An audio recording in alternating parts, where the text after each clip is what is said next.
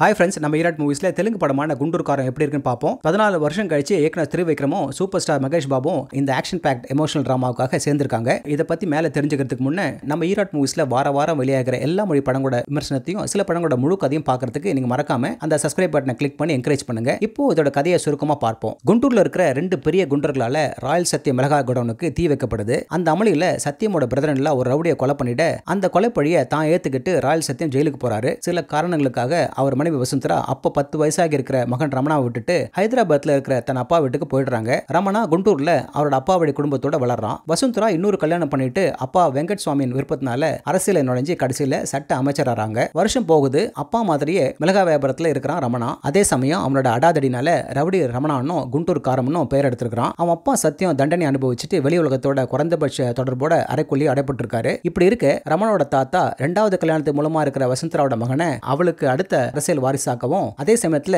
அவளோட முதல் மகன் ரமணாவோட சட்டப்பூர்வ வாரிசுக்கான அந்தஸ்தை தடுக்கிறதுக்காகவும் ரமணா கிட்ட ஒரு அக்ரிமெண்ட்ல கையெழுத்து கேட்கிறாரு. இதுவரையிலும் தன் அம்மா வசுந்தரா சட்ட பண்ணாம இருந்தும் வெறுத்து போகாம அதுல கையெழுத்து போடாம தன் அம்மா அவனை கைவிட்டதுக்கான விளக்கத்தை தேடுறதுல உறுதியா இருக்கிறான் ரமணா. இதுக்கான பின்னணியில நடக்கிற மோதல்கள் தான் இந்த படத்தோட மீதி கதை. ஒரு கையெழுத்துக்காக ஹீரோ குண்டூர்ல இருந்து ஹைதராபாத் வரதும் போறதுமா முதல் பாதி போகுது. நடுவுல சில சண்டைங்க. ஹீரோ கிட்ட அக்ரிமெண்ட்ல கையெழுத்து வாங்க முரளி சர்மா தன் மகளை அனுப்புறதும் இதோட தொடர்ச்சியா வர காட்சிகளும் ரசிக்க முடியல. அப்புறம் ஹீரோயின் ஸ்ரீலீலா மற்றும் வெனிலா கிஷோரோட நேரம் செலவு பண்றதை தவிர ஹீரோவுக்கு வேற எதுவும் இருக்கிற மாதிரி தெரியல. செகண்ட் ஹாஃப்ல பிரகாஷ் ராஜோட அரசியலையும் அவரோட காய் நகர்த்துற ஒவ்வொரு விஷயமும் அதற்கான காரண காரியங்களும் இயக்குனருக்கே வெளிச்சம். இந்த மூத்த மகனோட கையெழுத்து மட்டும் இருந்தா அரசியல் ரீதியாகவோ பரம்பரை ரீதியாகவோ பிரச்சனைங்க வராம இருக்குமான்னு டயலாக்ஸ்ல மேஜிக் செய்யற திருவிக்ரமால இதுல பெருசா எஃபெக்ட காட்ட முடியல. இந்த படத்தோட முக்கியமான பாசிட்டிவே சூப்பர் ஸ்டார் மகேஷ் பாபு மட்டுமே. சாக்லேட் பாய் மாதிரி வந்துட்டு முகத்துல எந்த விதமான சலனமும் இல்லாம வசனத்தை உச்சரிக்கிறதும் சட்ட கசங்காம குண்டர்களை தவம்சம் பண்றதுமா தான் இவர் படங்களை நான் பார்த்திருக்கிறேன். இதுல ஆரம்பத்துல இருந்து கடைசி வரை கண்ணெடுக்க முடியாதபடி பண்ணிட்டாரு. கேரியர் பெஸ்ட் பெர்ஃபார்மன்ஸ் டெலிவரி பண்ணிருக்காருன்னு அடிச்சு சொல்லலாம். அந்த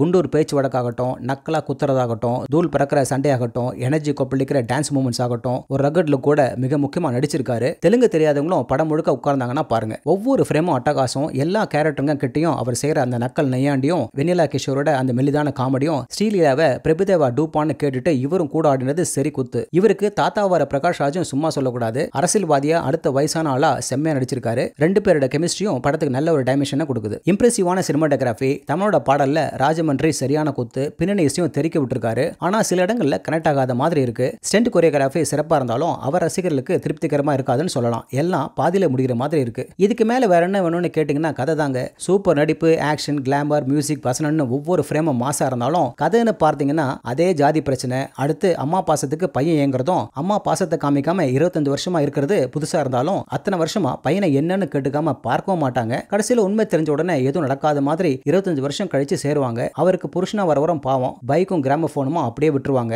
ரமணாவை வளர்த்த புஜி அம்மாவுக்கு கடைசியில ஒரு மரியாதை, அவ்வளவுதான். அதுக்கு மேல 1 கோடி வாங்கிட்டு இவர் போட்டு தள்ள வர அப்பாவி குருடரும் இன்னொரு ரவுடி பஜ்ஜி போட்டுட்டு சாதாரணமா இருக்கிற மாதிரி இருந்துட்டு 4 லேடிஸ் ஃபைட்டரை வச்சுட்டு அதகலமா இறங்கிட்டு ஹீரோ கிட்ட நெஞ்சிலேயே குத்து ஊசியை வாங்கிட்டும் தமாஷா பேசுற இன்னொரு ஆளும் தான் இவரை கொல்ல வர மெயின் ஆளுங்க. அதுக்கப்புறம் ஹீரோ அவருக்கே பிளட்டை கொடுத்துட்டு பேசிட்டு இருப்பாங்க. இப்படிதான் போகுது. இதையெல்லாம் தள்ளி வச்சுட்டு என்ன மாதிரி சூப்பர் ஸ்டார் மகேஷ் பாபு நடிப்புக்காக, ஆக்ஷன் டான்ஸுக்காக, படம் முழுக்க மாஸ் தருணங்களுக்காக பார்க்குறவங்க தாராளமாக பார்க்கலாம். ஓகே ஃப்ரெண்ட்ஸ், இதே போல இன்னொரு சுவாரஸ்யமான பட விமர்சனத்தோட சந்திக்கிறேன். இந்த விமர்சனம் உங்களுக்கு பிடிச்சிருந்துச்சுன்னா உடனடியாக லைக் பண்ணுங்க, ஷேர் பண்ணுங்க. நன்றி.